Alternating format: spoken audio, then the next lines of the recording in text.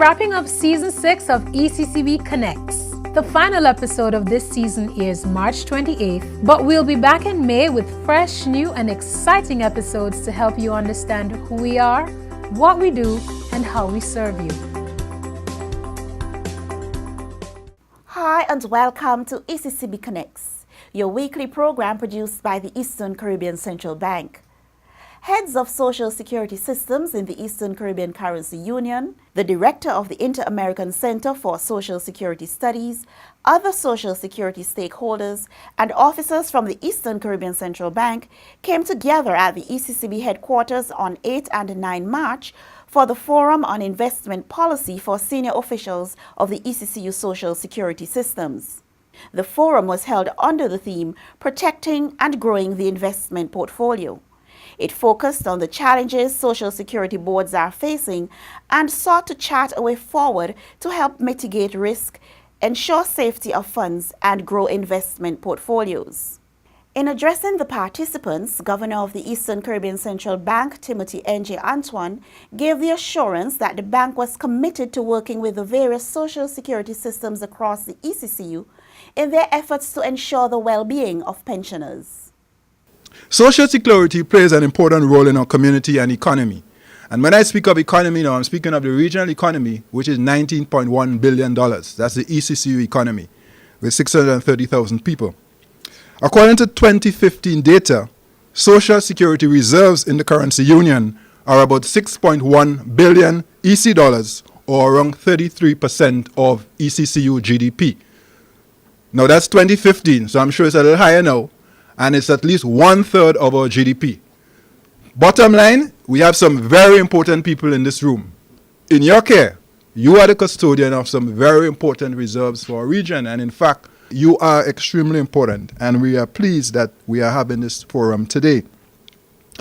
To whom much is given, much is required, and therefore we must take our responsibilities very seriously.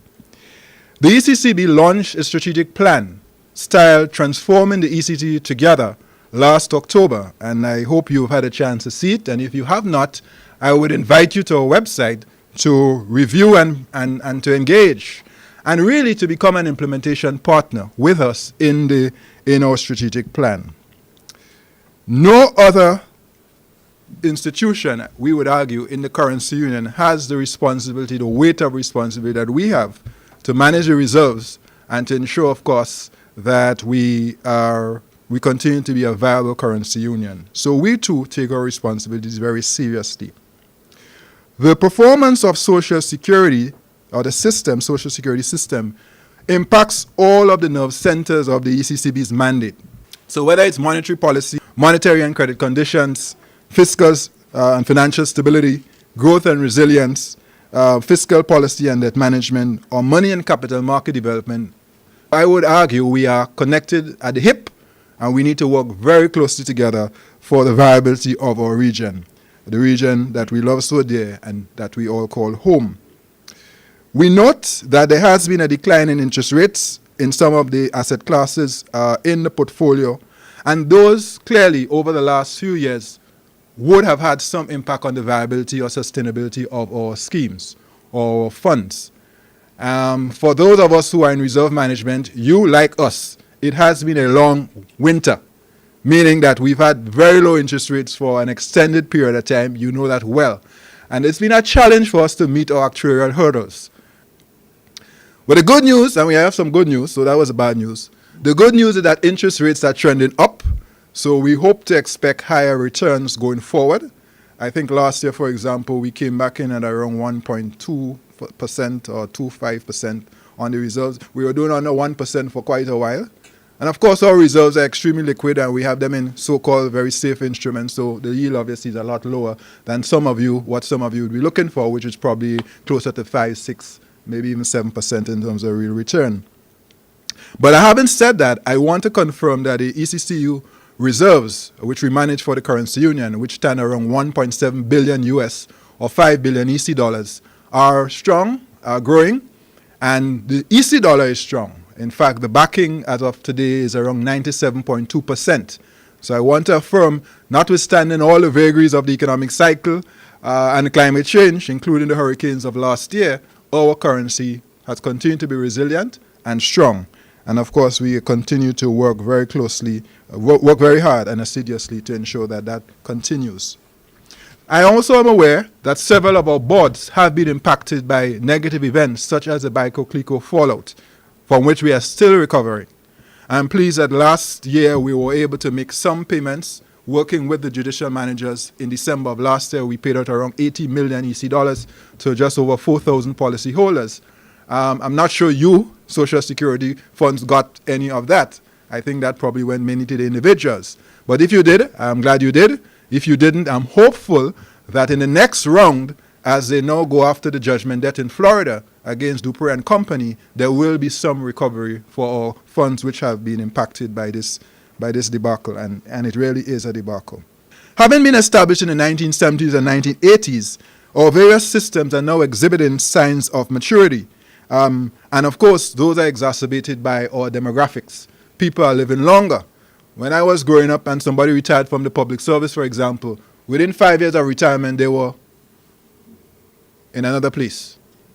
Today, people are living 15, 20 years and going. And I mean, I attest, my own dad is now 21 years since he retired. And he, is going strong, and I hope he will be going for a lot longer. So I just that anecdote to illustrate that people are living longer, and therefore that has implications, as you well know, for our social security systems. That therefore brings to the fore the need for reforms, key parametric reforms. I'm pleased to see that some of you have in fact begun to take on those reforms. As we speak, retirement ages have moved in several countries, and in some of our countries they are now as high as 65. Others are working towards 65. They're at 62, 63, 64. There is a plan. But I also recognize that there are a few of us, countries, that have not yet moved in that direction. And there is a heightened urgency at this time to do so, lest we find ourselves having to undertake very drastic reforms to catch up and to ensure the sustainability of the funds. And my mind goes to France and other countries in Europe that have had to take very drastic reforms because of perhaps delayed reforms, delayed action on parametric reforms. And they've had to move very swiftly to sort of correct it. And when that happens, it is usually very painful. I'm also mindful of the fact, and having regard for within the ECCB strategic plan, one of our pillars is fiscal and debt sustainability, that the issue of pension reform is not just limited to social security systems. They in fact extend to our government pension schemes. And to the extent that they're integrated pension arrangements, we need to work together. So I know in reforms, some countries have looked at the idea of a final salary, a final pension at a percentage of salary being perhaps 60, 70, even 80%, and working with Social Security to be able to deliver that pension to, say, public servants. It is our hope that the outcome of this investment forum will address the challenges that attend as soon as possible, such that we are able to deliver these reforms to ensure the viability of the schemes. Given the strategic importance of the social security systems to the currency union, I wish to assure you that the bank will continue to listen attentively to your needs and to address them as best as we can. Where the bank can assist directly, we will so do. So, for example, a number of you have approached us to work with you on investment management or reserves management. And we are always pleased to receive people, your teams, to come to the central bank, work with us on reserves management, to give advice, to give counsel, to share with your own experiences, because we have deep experience in that area. In addition to external money managers, as you might be aware, we have an internal management investment unit, and these guys know what they're doing, and they're very good. Where we need to be advocates for the cause, for the reforms that we are advocating and that you well recognize as needed, we will do our best to engage our Monetary Council to assist you with implementation of these reforms. We're wrapping up Season 6 of ECCB Connects. The final episode of this season airs March 28th, but we'll be back in May with fresh, new, and exciting episodes to help you understand who we are, what we do, and how we serve you. Here's where we end this week's episode of ECCB Connects. Join us again next week when we'll speak with Reginald Thomas, Director of the Inter-American Center for Social Security Studies, about developments in social security.